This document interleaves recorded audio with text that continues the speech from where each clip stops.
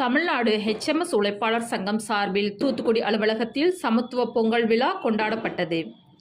தமிழர் திருநாளாம் தைத்திங்கள் 1ஆம் நாள் பொங்கல் பண்டிகை உலகம் முழுவதும் தமிழர்களால் கொண்டாடப்படுகிறது. இந்நிலையில் தமிழ்நாடு HMS உழைப்பாளர் சங்கம் சார்பில் அதன் தூத்துக்குடி அலுவலகத்தில் சமத்துவ பொங்கல் விழா கொண்டாடப்பட்டது. விழாவில் HMS உழைப்பாளர் சங்கத்தின் மாவட்ட தலைவர் ராஜலட்சுமி தலைமை வகித்தார். HMS மாவட்ட கவுன்சில் தலைவர் ராஜ்குமார் முன்னிலை வகித்தார். HMS மகளிர் அணியினர் பாரம்பரிய முறைப்படி வாழை இலையில் புத்தரிசி, காய்கறி, பழங்கள் உள்ளிட்டவைகளை படையலிட்டு புதுப்பானையில் பொங்கலிட்டனர். தொடர்ந்து பானையில் பொங்கல் பொங்கி வந்ததும் குளவையிட்டு பொங்கலோ பொங்கல் என ஒருவருக்கொருவர் வாழ்த்துக்களை பரிமாறிக்கொண்டனர்.